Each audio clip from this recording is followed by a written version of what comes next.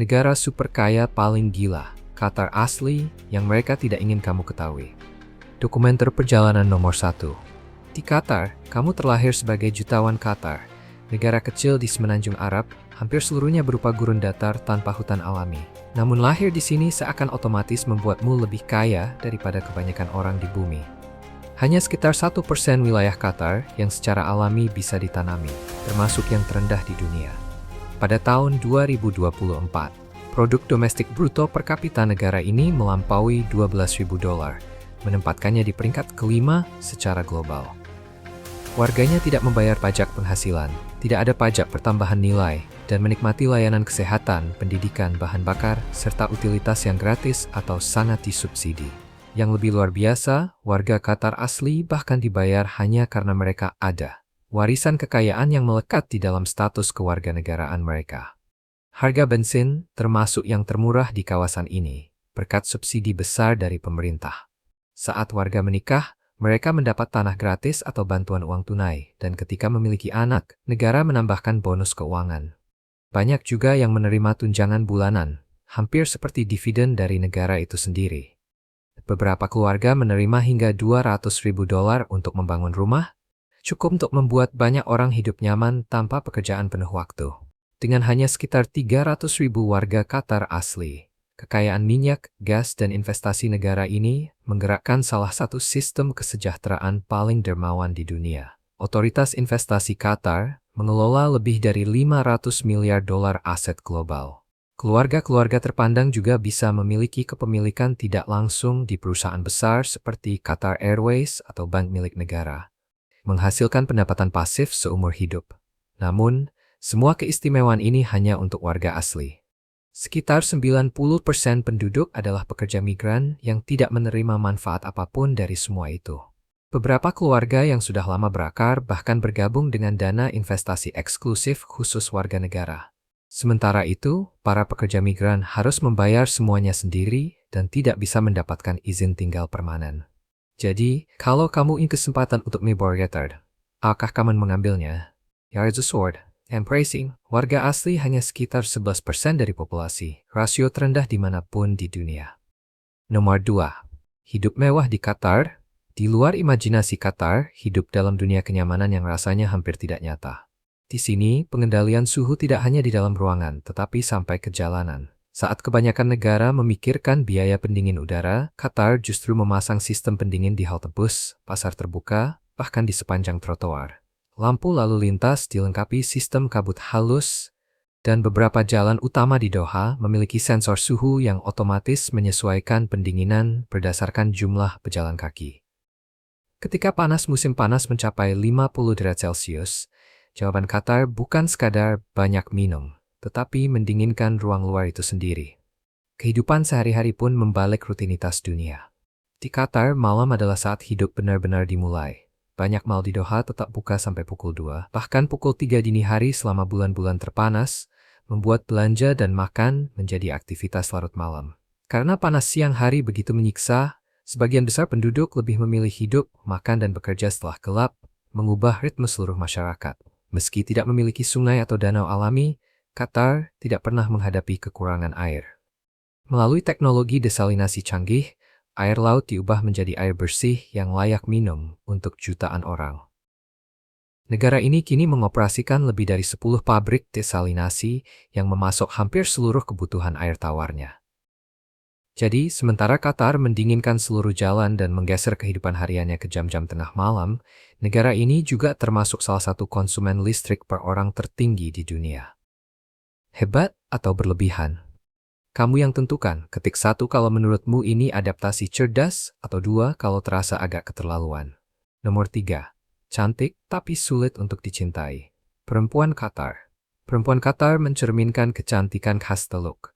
Mata yang dalam, bulu mata panjang, hidung yang tegas, dan kulit yang tampak sempurna. Masuk ke mall manapun, kamu akan melihat mereka berpakaian sopan namun tetap elegan. Perpaduan anggun dan misterius yang menggambarkan kemandirian di tengah masyarakat yang sedang cepat menjadi modern. Rumah mode mewah kini bahkan membuat abaya eksklusif khusus untuk mereka. Namun di balik semua keanggunan itu, ada kenyataan yang tidak terduga. Sekitar 25% perempuan Qatar berusia 25 hingga 39 tahun masih lajang, dan lebih dari 30% pernikahan berakhir dengan perceraian, membuat banyak orang ragu untuk menikah.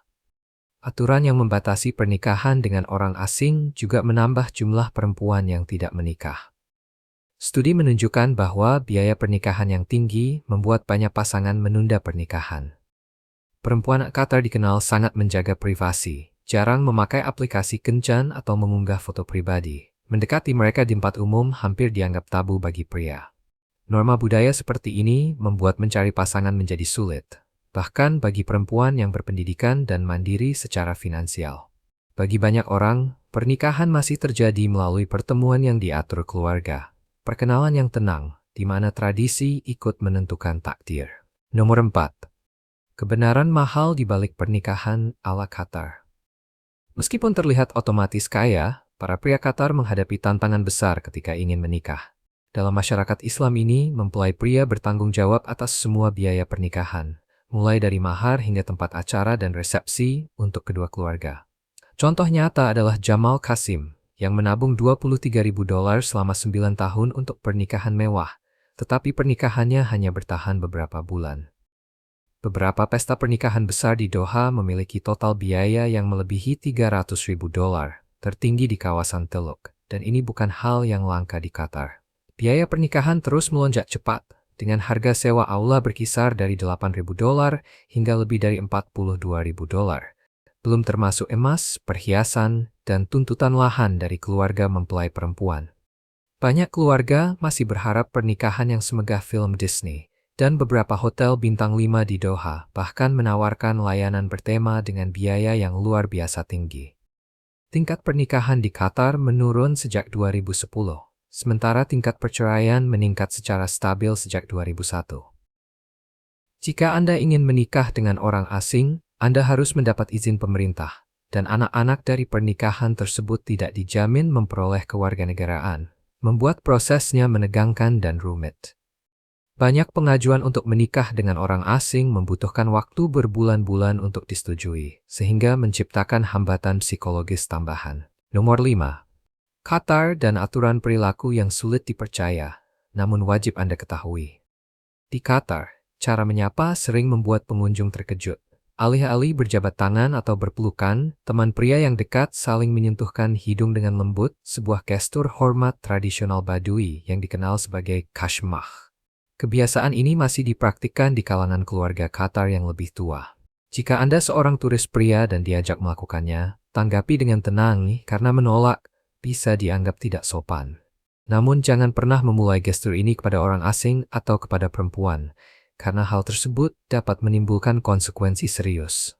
Memotret orang asing, terutama perempuan atau anak-anak, tanpa izin juga dianggap tabu. Beberapa area di dekat gedung-gedung pemerintah benar-benar dilarang untuk perekaman demi menjaga keamanan.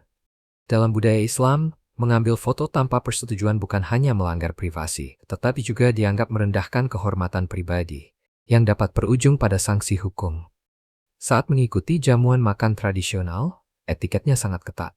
Setiap hidangan harus mengikuti hukum Islam, artinya daging babi dan alkohol tidak pernah disajikan.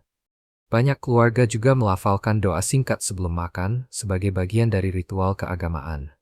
Selama makan, hanya tangan kanan yang digunakan untuk makan atau memberikan makanan, karena tangan kiri dianggap tidak bersih.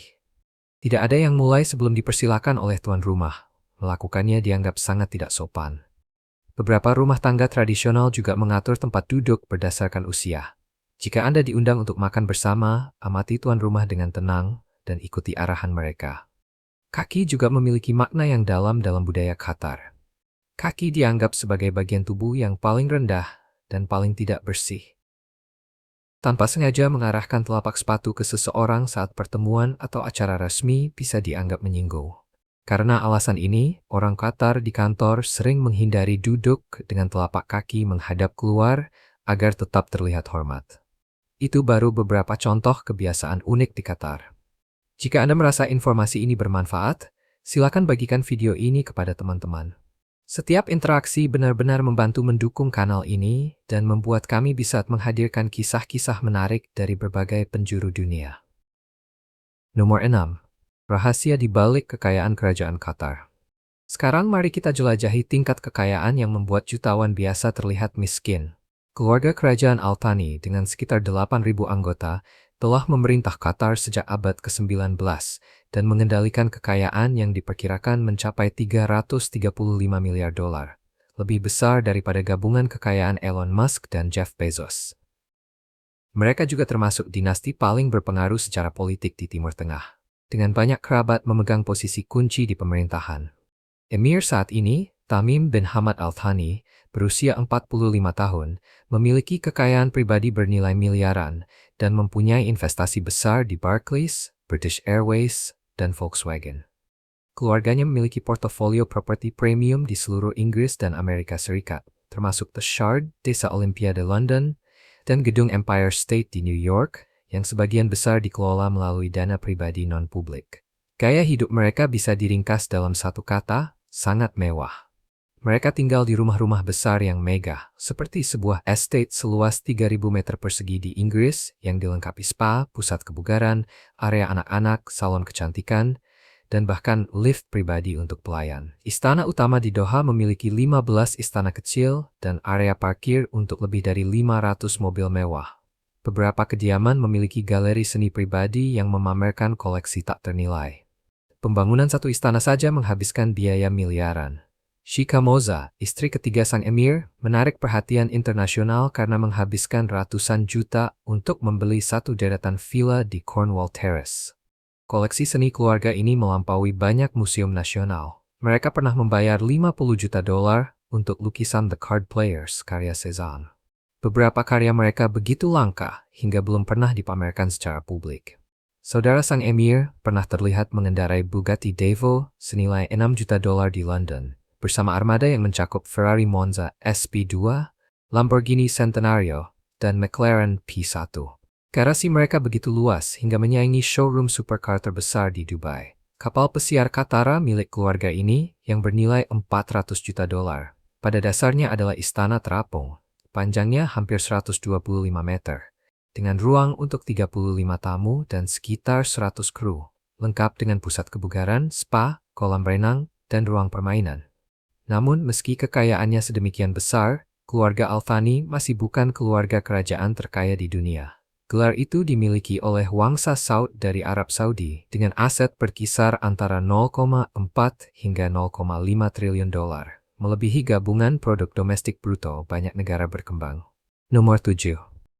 Kebangkitan spektakuler Doha. Doha, ibu kota Qatar, menjadi rumah bagi lebih dari 80% penduduk negara itu. Didorong oleh pendapatan minyak dan gas yang sangat besar, pemerintah mengubah permukiman yang dulu sederhana ini menjadi kota global. Berada di garis depan modernisasi Timur Tengah. Didirikan pada tahun 1820 dan ditetapkan sebagai ibu kota pada tahun 1971, Doha sejak itu mengalami salah satu ledakan pembangunan tercepat dalam sejarah modern. Selama 3 dekade terakhir, jumlah penduduknya meningkat lebih dari 10 kali lipat. Seluruh kawasan kota tua digantikan untuk membentuk cakrawala modern. Ketika Qatar mengundang arsitek-arsitek terkemuka untuk merancang kota yang benar-benar berbeda dari yang lain. Dari gurun gersang tanpa sungai, pegunungan maupun kehijauan, Doha dibangun ulang hampir dari nol, lalu menjadi model perencanaan kota di kawasan. Arsitekturnya memadukan tradisi Islam dengan estetika futuristis, melambangkan harmoni antara warisan dan kemajuan. Dalam waktu hanya 30 tahun, Doha berkembang menjadi pusat global yang dipenuhi gedung pencakar langit, proyek-proyek raksasa, dan pusat komersial yang dinamis. Pada bulan Mei tahun 2015, kota ini dinobatkan sebagai salah satu dari 7 keajaiban urban baru dunia. Landmark terbesarnya adalah The Pearl Qatar, sebuah pulau buatan sepanjang 14 km di lepas West Bay Lagoon. Dibangun di atas fondasi beton raksasa untuk mencegah penurunan tanah, pulau ini terhubung ke daratan melalui jembatan, serta menampilkan villa mewah, apartemen kelas atas, hotel bintang 5, pusat perbelanjaan, dan resort. Pembangunan dimulai pada tahun 2004 dengan anggaran 0,5 miliar dolar, tetapi pada akhirnya mencapai hampir 5 miliar dolar. Kini The Pearl menarik kalangan superkaya, pemimpin bisnis, politisi, dan selebritas menjadi simbol berkilau dari ambisi Qatar dan pertumbuhan kota yang melesat cepat. Banyak apartemennya bahkan dibanderol lebih mahal daripada yang ada di Dubai Marina. Nomor 8. Qatar 2022 Piala Dunia paling aneh. Piala Dunia tahun 2022 bukan hanya yang pertama kali diselenggarakan di negara Timur Tengah, tetapi juga salah satu turnamen paling tidak konvensional dalam sejarah. Ini menjadi Piala Dunia musim dingin pertama, dipindahkan ke bulan November dan Desember, karena suhu luar ruangan Qatar tetap berbahaya saat musim panas. Untuk mengatasi panas, Qatar memasang sistem pendingin udara raksasa untuk menyejukkan pemain dan penonton. Pertama kalinya FIFA menyetujui pengendalian iklim luar ruangan dalam skala sebesar itu. Sistem pendingin yang ditenaga energi surya ini menjaga suhu stadion tetap di bawah 27 derajat Celcius, menciptakan pengalaman setara VIP bagi semua yang terlibat. Qatar membangun 8 stadion ultramodern dengan Stadium 974 menonjol sebagai satu-satunya venue dalam sejarah Piala Dunia yang dirancang untuk bisa sepenuhnya dibongkar setelahnya. Negara ini juga memperkenalkan wasit berbantuan kecerdasan buatan yang mampu mendeteksi offside secara instan, menandai penggunaan pertama perwasitan robotik dalam sepak bola. Stadium 974 sendiri dibangun dari 974 kontainer pengiriman, melambangkan kode telepon internasional Qatar dan warisan maritimnya. Keluarga kerajaan Al Thani menginvestasikan sekitar 20 miliar dolar untuk menjadi tuan rumah Piala Dunia 2022, menjadikannya yang paling mahal dalam sejarah, dengan biaya lebih dari 10 kali gabungan anggaran turnamen Rusia dan Brasil. Di luar olahraga, kepemilikan keluarga ini atas Paris Saint-Germain mencerminkan ambisi yang lebih luas, menggunakan sepak bola sebagai alat diplomasi budaya dan memperluas kekuatan lunak global Qatar melalui permainan yang paling dicintai di dunia. Nomor 9. Mengapa Qatar pernah sangat miskin? Qatar dulu merupakan wilayah yang nyaris terlupakan di peta Arab. Hanya gurun dengan populasi jarang yang bertahan hidup melalui perikanan, penyelaman mutiara, dan perdagangan skala kecil di sepanjang Teluk Persia. Selama berabad-abad, semenanjung ini berada di bawah pengaruh Persia, Ottoman, dan kemudian Inggris, namun tetap mempertahankan otonomi berkat keterpencilannya dan nilai strategis yang terbatas. Bahkan pada awal abad ke-20, banyak desa pesisir tidak memiliki listrik dan air mengalir.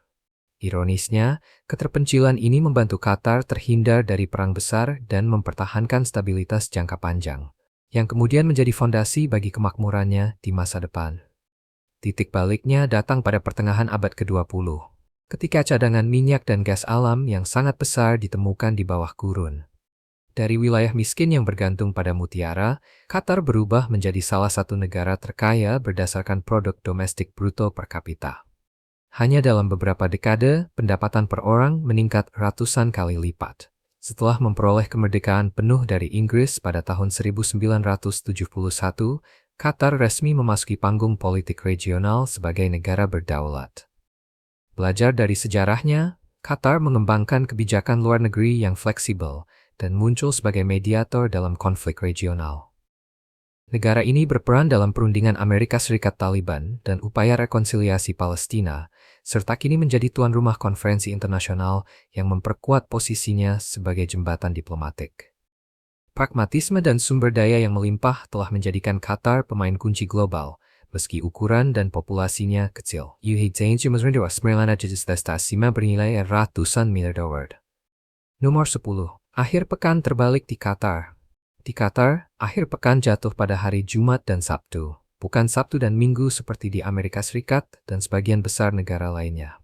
Jumat adalah hari paling suci dalam Islam, yang didedikasikan untuk beribadah dan beristirahat, sehingga bisnis dan sekolah sering tutup pada pagi hari untuk bersiap menghadapi salat Jumat pada tengah hari. Pada Jumat sore, masjid-masjid di seluruh Doha dipenuhi para jamaah, menandai puncak kehadiran tertinggi dalam sepekan. Sebelum tahun 2013, Qatar dan beberapa negara Muslim lain menetapkan Kamis dan Jumat sebagai akhir pekan. Namun, demi menyesuaikan dengan kalender bisnis global, pemerintah mengubahnya menjadi Jumat dan Sabtu. Perubahan ini meningkatkan perdagangan dengan Eropa dan benua Amerika, menunjukkan kemampuan Qatar menyeimbangkan tradisi keagamaan dengan tuntutan ekonomi modern. Performasi ini juga menyelaraskan pasar keuangan Qatar dengan jam perdagangan internasional. Jadi, jika kamu tiba pada Jumat pagi dan mendapati semuanya tutup, jangan khawatir. Pada sore hari, kota ini kembali hidup. Ritme ini menciptakan siklus khas, di mana keimanan dan aktivitas dagang berpadu dengan sangat mulus. Untuk mengakomodasi gaya hidup ini, banyak pusat perbelanjaan tetap buka hingga larut malam pada Jumat, sehingga penduduk dan wisatawan bisa menikmati akhir pekan dengan cara Qatar yang unik dan seimbang. Nomor 11. Elang. Harta nasional Qatar. Di Qatar, elang jauh lebih dari sekadar burung. Mereka melambangkan kekuatan, tradisi, dan status. Bagi orang Qatar, makhluk megah ini nyaris seperti anggota keluarga, muncul pada mata uang, lambang militer, sigil pemerintah, serta logo perusahaan. Setiap tahun, kejuaraan Falconry Qatar menarik ratusan pelatih dari seluruh kawasan Teluk.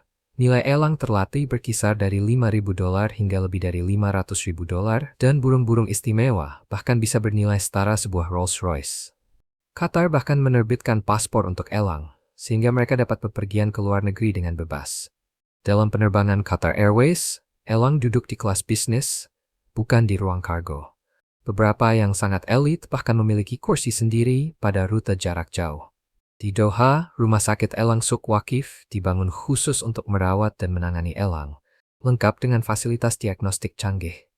Diakui sebagai rumah sakit khusus elang terkemuka di dunia, tempat ini menjadi simbol betapa tak tergantikan posisi elang dalam budaya Qatar. Setiap tahun, rumah sakit tersebut menangani lebih dari 30.000 kunjungan khusus untuk elang, mencerminkan betapa dalamnya burung-burung ini terjalin dalam warisan dan identitas bangsa. Nomor 12.